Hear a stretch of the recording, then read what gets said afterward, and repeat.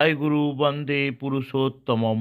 পরমদয়াল শ্রী ঠাকুর ও জগজ্জননী শ্রী বড়মার যে স্বর্গীয় দাম্পত্য প্রণয়ের নিদর্শন রেখেছেন তার ছিটেফোঁটাও কি যে কোনো সুস্থ মস্তিষ্কের দাম্পত্যের পরম কাম্য হয়ে ওঠে না?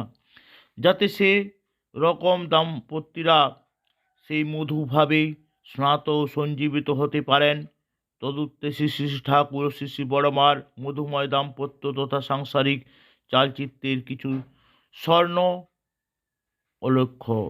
একদিন বিকালে শ্রী শ্রী ঠাকুর ও শ্রী শ্রী বড়মা ঠাকুর বাংলায় প্রাঙ্গণে পাশাপাশি দুখানা চেয়ারে বসে আছেন। পূজ্যপাদ শ্রী শ্রী বরদা এসে কাছে দাঁড়িয়ে তার দিকে তাকিয়ে শ্রী শ্রী ঠাকুর বলছেন, এই বড় খোকা, তোর পেট বড় হয়েছে কেন? বরদা উত্তর দিলেন, মা খাইয়ে খাইয়ে আমার পেট বড় করেছে। শুনে রসিক শেখর দয়াল ঠাকুরও একটু রসিকতা করার ইচ্ছে জেগে উঠল।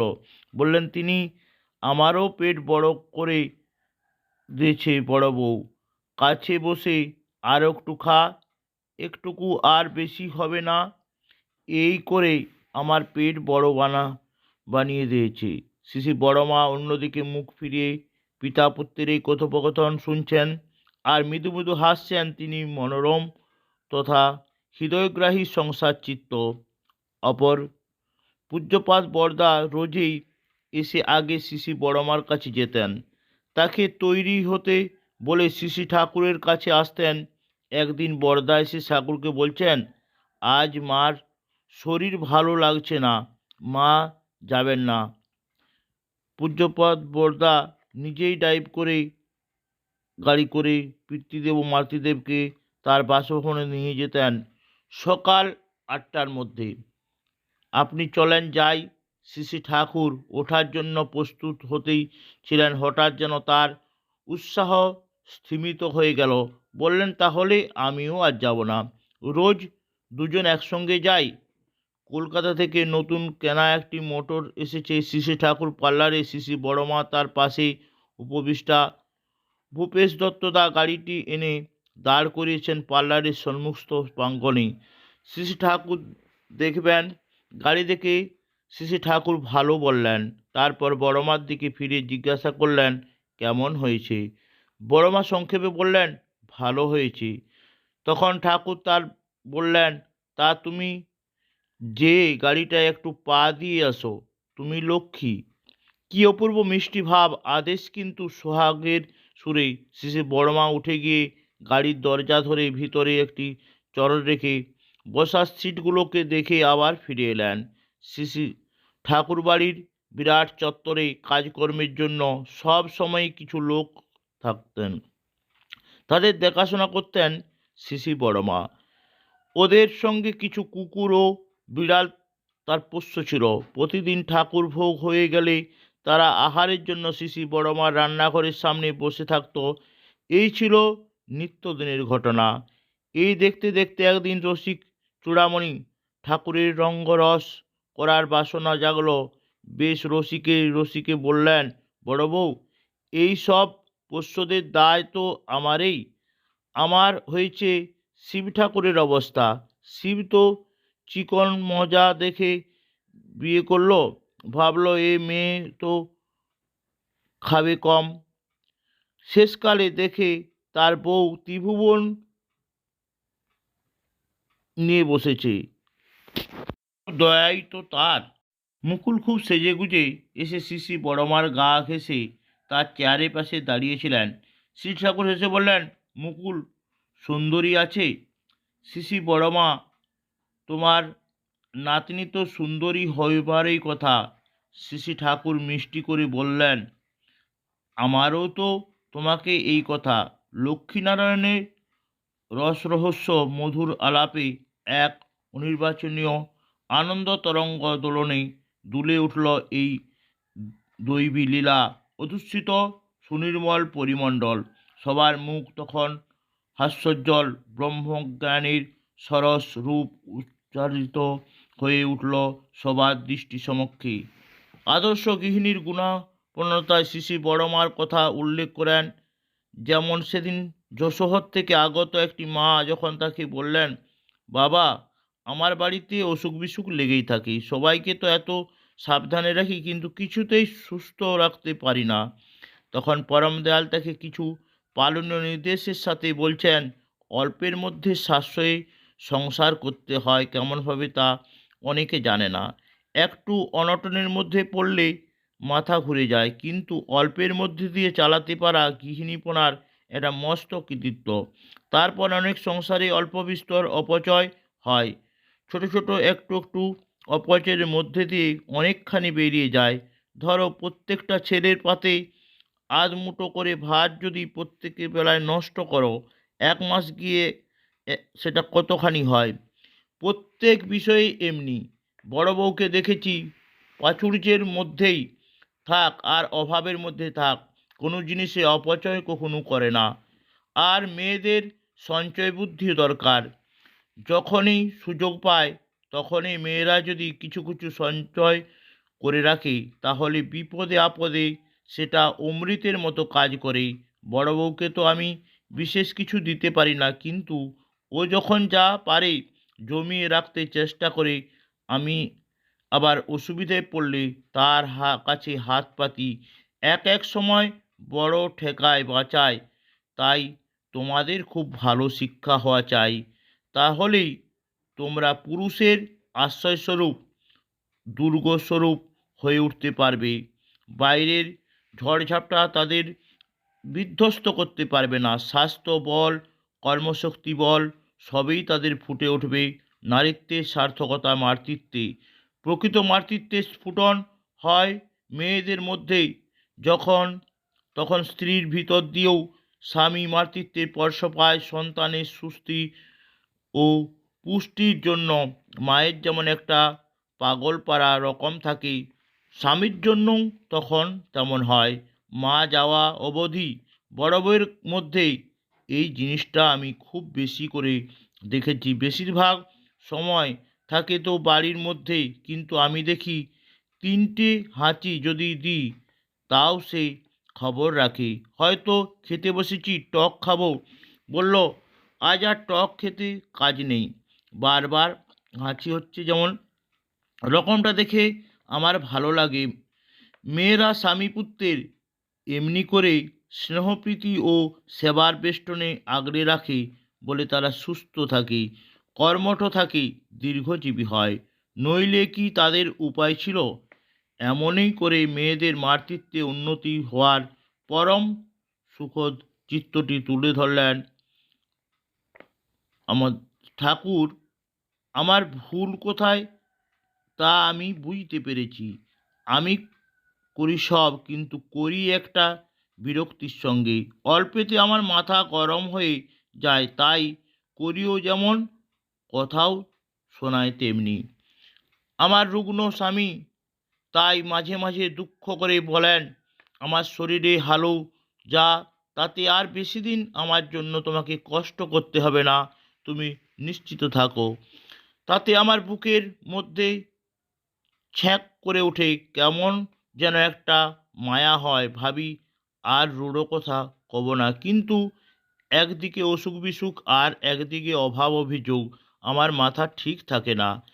এতে পরম দয়াল পরম ভরসার প্রেরণা উদ্দীপী বাক্যে বললেন, মণি, মাথা ঠিক না রাখলে তো চলবি না। দুঃখ কষ্ট সয়েই সেবার যত্নে স্বামীকে যদি ভালো করে তুলতে পারো, তাহলেই না তুমি সতী লক্ষ্মী মেয়ে। স্ত্রীর মতো স্ত্রী, সীতা, সাবিত্রী, দ্রৌপদী, দৈমন্তী, শৈবা, বেহুলা দেশের মেয়ে তুমি। তাদের কথা ভুলে যাও কেন? দরদি সেবায় স্বামীকে সুস্থ করে তুলতে হবে তোমাকে। তোমার মধুমাখা ব্যবহার পেয়ে তার অন্তর যেন বলে ওঠে, রোগ মৃত্যু তোমাকে দূরে সরে যাও। আমি এই স্বর্গপুরী ছেড়ে কোথাও যাব না, এত প্রীতি আমি কোথাও পাবো না। দেখো না তার রোগ সারাতে কতদিন লাগে। আর একটা কথা মনে রেখো, শ্রদ্ধা ভালোবাসার মধ্যে ব্যবসাদারি নেই। স্বামী রুগ্ন অসমর্থ, সেই জন্য যদি তার খাতির কমে যায় তোমার কাছে, তাহলে তোমার ভালোবাসা দাম কোথায়? পামরের চাইতে তুমি উঁচু হলে কোন দিক দিয়ে? ভালোবাসার জন যদি বিপন্ন হয় সেই সময়ই তো তাকে বেশি করে দেখতে হয়। এমনি করেই তো যমের দুয়ারে কাঁটা পড়ে, শয়তানের দুয়ারে কাঁটা পড়ে, কপালের লিখন খণ্ডন হয়ে যায়। সংসারের ইতিহাস সৃষ্টি হয়, সমাজের ইতিহাস সৃষ্টি হয় নতুন করে।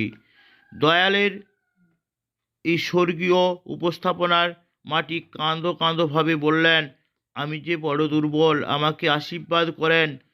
তাকে একটু তাড়া দিয়ে বলে ওঠেন, মায়ের জাত কখনো দুর্বল হয় না, শক্তির অংশে জন্ম তার। ঘরের মানুষকে যদি বাঁচাতে চাস তাহলে দুর্বল ও দুর্বল করিস না। মায়েদের হাতে এমনই পশুপাত অস্ত্র তুলে দিয়ে সংসার সমুদ্র পারাপারের নৌকাটি সহ্য ধৈর্য অধ্যাবাসে অনুশীলনে এগিয়ে দেন পরম দয়াল শ্রী ঠাকুর। শ্রী ঠাকুর সান্নিধ্যে সাব্বী মেয়েদের সম্পর্কে অপর একটি হৃদয়গ্রাহী চিত্র। শ্রী ঠাকুর কথা প্রসঙ্গে বলছেন, না আসা পর্যন্ত ওর বউ কিভাবে ঘুরত, মুখের দিকে চাওয়া যেত না, চোখে মুখে একটা অসহায় ভাব লক্ষ্য করতাম। দেবেন আসতেই কিন্তু ওর চেহারা অনেকখানি বদলে গেছে, যেন হারানো মানুষ ফিরে পেয়েছি। সব সময়ই সাহায্য করেছে, দেখে ভালো লাগে। মেয়েরা যদি বুদ্ধিমতী ও শুভদায়িনী হয় তাহলে অতি ভালো, আর বিপরীত হলে বিপজ্জনক। পুরুষ যাতে পরিহার করে চলতে চায়, কাছে আসলে বোধ করে যেন একটা ভাল্লুক আসছে। পুরুষ মানুষ বাইরের জগতে অনেক বুঝতে পারে, কিন্তু ঘর এসে সে মমতার আশ্রয় চায়। সেখানে যদি সে ক্রমাগত আঘাত পায় তাহলে তার অন্তরাত্মা শুকিয়ে যায়, উৎসাহ উদ্দীপনা নিভে যায়, ভালোভাবে কাজকর্ম করতে পারে না, স্বাস্থ্য ও আয়ুতেও ভাটা ধরে। যে বিবাহ করে অথচ ভাগ্যে লক্ষ্মী বউ না জোটে, অলক্ষ্মী তাকে চারিদিক থেকে ঘিরে ধরতে চায়, কিন্তু অটুট ইষ্টনিষ্ঠ যে পরিস্থিতির প্রতিকূলতা তাকে কাবু করতে পারে কমেই। এক কথায় সংকলন প্রফুল্লতা তার অভিমত প্রকাশ করে বলেন, স্বামী যদি হৃদয়হীন, প্রীতিহীন ও বদমেজাজি হয় তাকে স্ত্রীর তো এই একই দশা হয়। এর সুষ্ঠু ও সার্বিক সমাধানে শ্রী ঠাকুর বলছেন, স্বামী যদি এমনতর হয় আর স্ত্রী যদি ধৈর্য অধ্যবসায় ও বুদ্ধিমত্তা নিয়ে তাকে কিছুদিন সেবা দিয়ে চলে, দেখা যায় স্বামী অনেক সঙ্গে যেমনতর ব্যবহার করুক, আস্তে আস্তে স্ত্রীর প্রতি অত্যন্ত সদয় হয়ে ওঠে। পুরুষের মুখ্য হামেশা স্ত্রীর প্রশংসা শোনা যায়, তারা অনেক অল্পতেই খুশি হয়, কিন্তু মেয়েরা যদি নিজেদের থেকে স্বামীকে ভালো না বাসে এবং ওই ভালোবাসা এবং আত্মত্যাগের মধ্যেই যে সুখ তা যদি উপলব্ধি করতে না পারে, তবে পুরুষের লাখ করা লাখ ভালো ব্যবহারও তাদের খুশি করতে পারে না। যখনই তাদের বিশেষ কোনো চাহিদা পূরণ না হয় তখনই অনুযোগ অভিযোগ বিলাপ শুরু করে দেয়। তাই বলে আমি একথা বলছি না যে দাম্পত্য জীবনের ব্যর্থতার ক্ষেত্রে পুরুষের কোনো দোষ নেই, এবং পুরুষের দোষ থাকলে তা সমর্থনীয়। আমাদের বক্তব্য হচ্ছে, স্বামী ছুটবে তার আদর্শ পানে, স্ত্রী পুত্র পরিবার ও বৃহত্তর পরিবেশকে সঙ্গে নিয়ে, যেখানে যা করণীয় তা উপেক্ষা না করে, এবং স্ত্রী ছুটবে স্বামীর পিছনে তাকে তোষণ পোষণ জুগিয়ে। এমনতর যদি চলে তবে স্বামী স্ত্রীর সম্পর্ক সহজ ও প্রাণোদ হয়ে ওঠে। কিন্তু স্ত্রী যদি চায় সে স্বামী তাকে তোয়াজ করে চলুক, তার খেয়াল খুশি তামিল করতেই তার সর্বশক্তি নিয়োগ করুক, সেই অবস্থায় স্বামী স্ত্রী কেউই সুখী হতে পারে না। অনেক সংসার দেখা যায় স্বামী যেন শুধু যোগানদার, স্ত্রী ছেলেপেলে সহ আপন আপন খেয়ালে চলে, মা নিজের খেয়ালি এবং ছেলেমেয়েও খেয়ালের প্রশ্রয় দিয়ে চলে, আর প্রত্যেকে খেয়ালের খোরপোশ জোগাবার দায়িত্ব হলো পুরুষ মানুষটার। যেখানে এই অপারণ সেখানে তার লাঞ্ছনা গঞ্জনার অন্ত থাকে না। এইভাবে চলে স্ত্রী কলে কৌশলে স্বামীকে জব্দ করতে চায়, ভাবে তার দলে তার হাতে তো তার ছেলেমেয়েরা আছে, তার ভাবনা কি? কিন্তু পরে সে দেখতে পায় যে সন্তান সন্ততিকে সে ওইভাবে প্রবৃত্তির পথে পরিচালিত করেছে। তারা বড় হয়ে প্রথমেই মাকে অবজ্ঞা করে শুরু করেছে। বাপ তো আগেই বাতিল হয়েছে, এখন তারা বেপরোয়া। তখন স্ত্রী দেখতে পায় স্বামী ছাড়া আর আশ্রয় কোথাও নেই। এত সব কাণ্ডের পর স্ত্রী স্বামীর দিকে ঝুঁকলে প্রায় দেখা যায় স্বামী কিন্তু তাকে অনাদর করে না, অন্যকে দেখিয়ে জীবদ্দশায় স্বামীকে যন্ত্রণা দেয়। স্বামী মরে গেলে স্বামীর ফটো পুজো করে। এর মধ্যে ভক্তি কতখানি আছে তা আমি বুঝতে পারি না। ভক্তি ভালোবাসা থাকলে সেখানে বাস্তব সহন বহন, সেবা, আত্মত্যাগ ও আত্মনিয়ন্ত্রণ ও অনাবিলতায় সাংসারিক চালচিত্রের শুভ ও অশুভের দিকটি তুলে ধরেছেন পরমদয়াল শ্রী ঠাকুর। এই যেন তার বাণীর মূর্ত রূপ। বিপাক পথে হাত ধরে যে চলার কায়দা জানিয়ে এই জানিস গুরু বলে, অভয় পথে সেই তো নেয়। জয় গুরু বন্দে পুরুষোত্তমম।